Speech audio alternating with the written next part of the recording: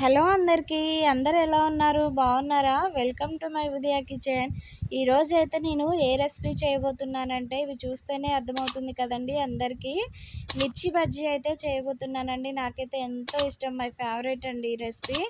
ఇదైతే ముందుగా అయితే మనం ఎలా చేసుకోవాలి అనుకుంటే ఇక మార్కెట్కి వెళ్ళి అయితే నేనైతే పచ్చిమిర్చి తీసుకొని అయితే వచ్చాను. ఇవి కారం లేనివి, కొంచెం తక్కువగా ఉంటాయి.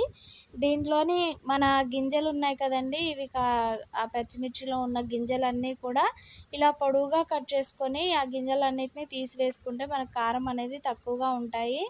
అలాగే ఇప్పుడు ఇలా చూడండి, నేనైతే మొత్తం తీసి అయితే పెట్టేశాను. దానిలోకి స్టఫింగ్ లోపలైతే పెట్టుకోవడానికైతే కొంచెం శనగపిండి, అలాగే ఉప్పు, వాము ఉంటే వాము వేసుకోండి, టేస్ట్ చాలా బాగుంటుంది. ఈ మూడు వేసి కలిపి ఇలా మనం చూపించినట్లుగా పిండి పెట్టుకోవాలి. ఆ మిర్చిలో మనం కట్ చేసి పెట్టిన మిర్చి ఉన్నాయి కదండి, ఆ ప్రతి ఒక్క దాంట్లో కూడా మిర్చి పెట్టుకోండి. అలాగే ఇక మనకి బజ్జీలకైతే ఇలా శనగపిండి అయితే తీసుకొని దాంట్లోకి ఉప్పు, కారం, అల్లం వెల్లుల్లి పేస్ట్, అలాగే సోడా వేసుకోండి తగినంత. ఈ మూడు కూడా వేసుకొని మొత్తం కలుపుకోవాలి. కొద్ది కొద్దిగా వాటర్ పోసుకుంటూ కలుపుకోండి. మనకి ఉండలనేవి ఏమీ లేకోకుండా వచ్చేటట్లుగా ఇలా స్పూన్తో అయితే కలుపుతున్నాను. మనకి పిండి అనేది స్మూత్గా ఉండాలి, అలా వచ్చేంత వరకు కలుపుకోండి. పిండి కొద్దిగా చిక్కగానే ఉండాలండి, బాగా పలచగా అయితే ఉంటే మనకి బజ్జీలు రావు. కొంచెం చిక్కగా ఉంటేనే బజ్జీలు అనేవి కూడా మంచి పైన కోటింగ్ అయ్యి మిర్చి పైన బాగా వస్తాయి. ఇలా చూడండి, ఇక నేను స్టవ్ ఆన్ చేసుకొని కడాయి పెట్టుకొని ఆయిల్ అయితే పెట్టాను డీప్ ఫ్రైకి.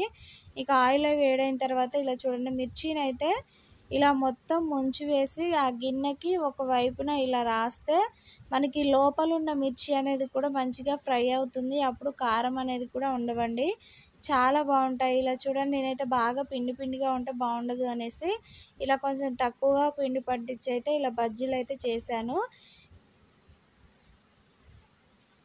అలాగే ఇలా చూడండి, ఒకసారి నేను కట్ మిర్చి చేస్తున్నానండి. ఇవన్నీ కూడా మన బజ్జీకి కారం బజ్జీ అయితే ఇవైతే బజ్జీలు కారంగా ఉంటాయి కాబట్టి, అలాగే ఎక్కువ మంది ఇలా కట్ మిర్చి ఇవి ఎక్కువగా ఇష్టపడతారు కాబట్టి మేమైతే ఈ మిర్చిని ఫస్ట్ అయితే మొత్తం మనం బజ్జీ మిర్చి ఫ్రై చేసుకున్నట్లయితే చేసుకోవద్దండి.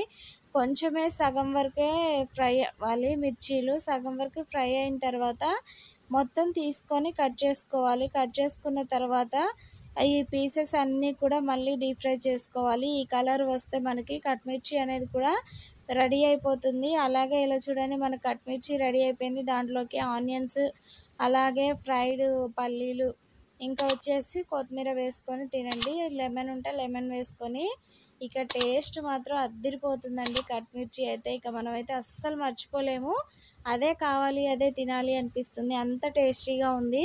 ఈ రెసిపీ మీకు నచ్చినట్లయితే ఒక లైక్ చేయండి, షేర్ చేయండి, సబ్స్క్రైబ్ చేసుకోండి, బెల్ ఐకాన్ని కూడా యాక్టివేట్ చేయండి. Thank you for watching. Bye bye.